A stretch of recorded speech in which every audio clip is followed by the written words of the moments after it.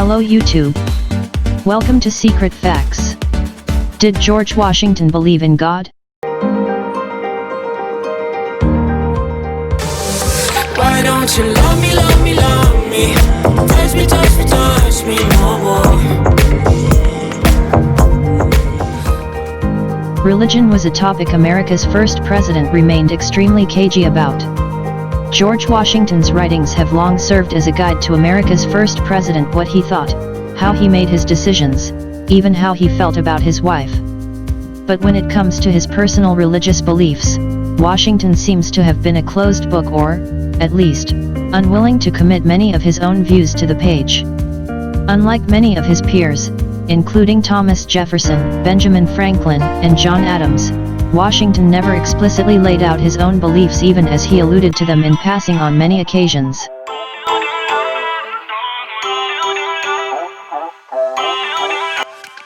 Did George Washington believe in God? Scholars and biographers have long puzzled over how to reconcile these inconsistencies. Some argue that he appears to have followed deism, an 18th century movement that placed human experience and rationality over religious dogma. Others have suggested he may even have been an atheist, drawing on accounts from Jefferson, who described him as not believing of that system of Christianity.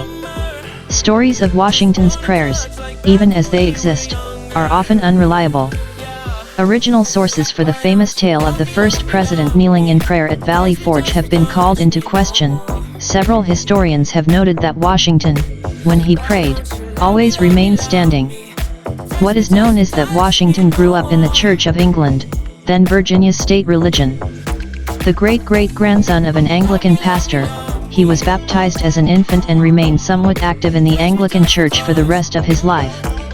But it's not clear whether he did so out of belief or out of necessity, since religious affiliation was a virtual requirement across many areas of his life. In order to hold office in colonial-era Virginia, for instance, officials had to be affiliated to the state religion, follow its doctrine, and avoid disagreeing with it. As a young adult, Washington became a member of the Freemasons, a secretive fraternal organization, modeled on Old World guilds, that stressed intellectual, spiritual, and moral improvement. The group at that time banned its members from being either a stupid atheist nor an irreligious libertine, according to its constitution, and required them to adhere to a religion of their choice. He remained a Mason for the rest of his life.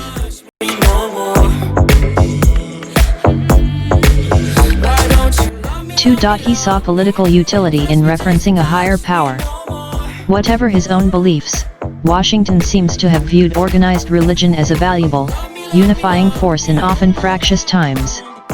As a military leader in the French and Indian War, he unsuccessfully pushed for a unit chaplain. Even when he failed to get one, he encouraged his men to take part in public prayers. Religious beliefs, he argued in his farewell address, could help to establish a moral code to help maintain democracy and decorum, even if not everyone believed precisely the same things. The wisdom of Providence, he declared, has ordained that men, on the same subjects, shall not always think alike. In late 1789, Washington issued what some historians have since described as the first ever executive order.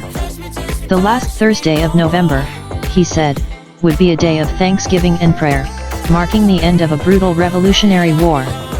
His 456-word Thanksgiving proclamation gives a few clues about how he may have seen a higher power. It was, he wrote, the duty of all nations to acknowledge, obey, and be grateful to Almighty God.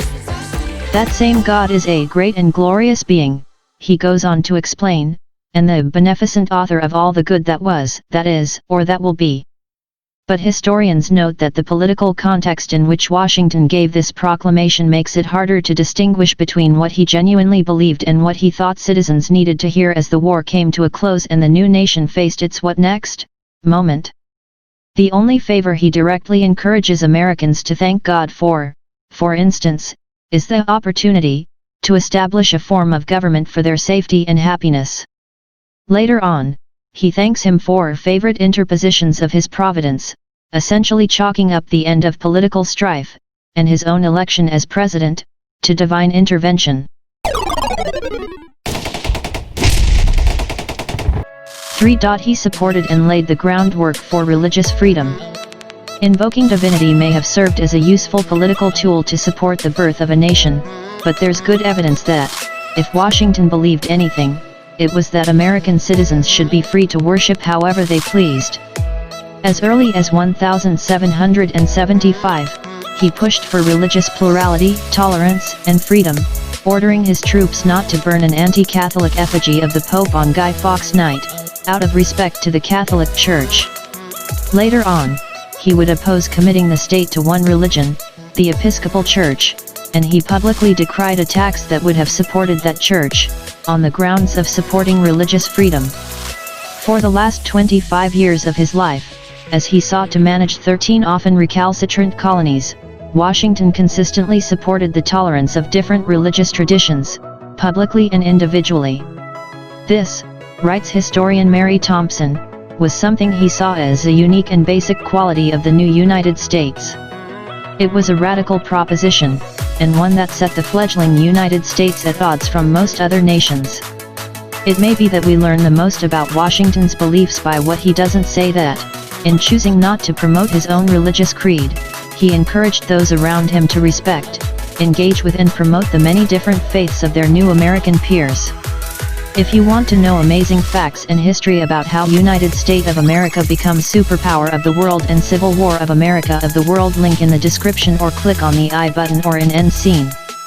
If you new in this channel, see others video also.